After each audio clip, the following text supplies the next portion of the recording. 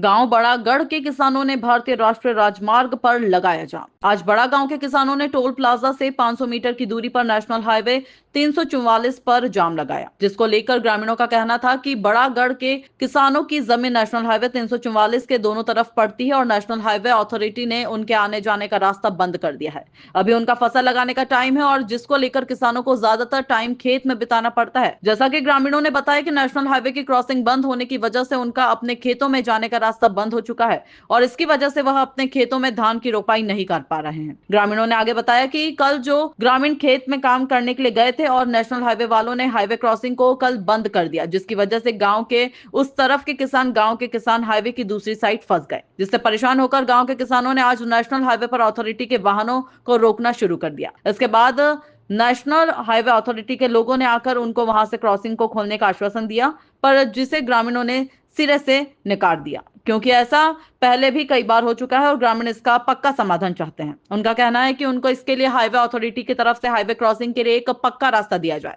यहाँ पर मौजूद बड़ागढ़ गांव के सरपंच मीनू देवी के प्रतिनिधि ने हमें बताया कि आज तो हमने सिर्फ नेशनल हाईवे अथॉरिटी के वाहनों को रोका है, अगर इसका स्थायी समाधान नहीं हुआ तो वह यहाँ पर पूरा हाईवे जाम करेंगे। यहाँ पर मौजूद जिला अंबाला के किसान यूनियन के प्रधान रामपाल ने बताया कि यहाँ पर नेशनल हाईवे पर अंडरपास न होने की वजह से ग्रामीणों को अपने खेतों में जाने के लिए बड़ा लंबा रास्ता तय करना पड़ता है, जिससे समय और सामान की नुकसान होता है। इस परेशानी को लेकर पहले भी 24 दिसंबर 2024 को एसडीएम नारायणगढ़ से अपील की गई थी, उनके हाईवे को क्रॉस करने के लिए उनकी जमीनों का रास्ता दिया जाए, पर अब तक इस पर कोई कार्रवाई नहीं हुई। आइए देखिए क्या बोले किसान। आवाज न्यूज के लिए कमलजीत सिंह की खास रिपोर्ट। कर रहे हैं हमारा पक्का सोल्यूशन जो लिखत में होगा तो ठीक है, नहीं हमने अपना पक्का टेंट लगा के और धंधा हमारा जब तक हमारा निपटान नहीं होगा यहीं करते रहेंगे। हम तो आप यहीं बैठे हाँ, यहीं बैठे रोड को चलने दीजिए। और ज्यादातर आप कौन सी गाड़ियाँ रोक रहे हो? आज हम अभी तो हम आम पब्लिक को तो यार तंग नहीं करना चाह रहे, पर आपके माध्यम से हम मैसेज देना चाहते हैं इस रोड पे वही बंदा है जिसको जाम में फंसना है। नहीं, हम आज के बाद सबको रोकेंगे। अभी तो हम सिर्फ NH वाले की गाड़ियाँ रोक रहे हैं। सर क्या नाम आपका, कहाँ के? मेरा नाम रामपाल सिंह है। हाँ जी। मैं गांव बड़ेगढ़ से हूँ। हाँ जी। भारतीय किसान यूनियन का प्रधान हूँ, जिला अम्बाड़ा।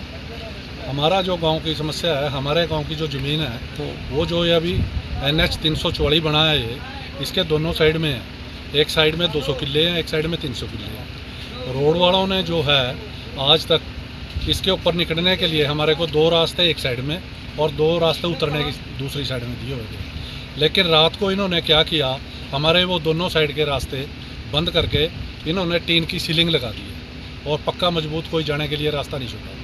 जो हमारे रात के ट्रैक्टर या जिम्मेदार आगे टपे हुए थे दूसरी साइड में, वो उधर के उधर रुके हुए हैं।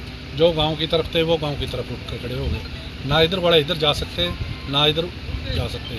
तो गाँव वालों ने जब हमारे को बताया, हम गाँव से तकरीबन 60-70 आदमी एट ए टाइम इकट्ठे हुए और यहाँ के हमने मौका देखा।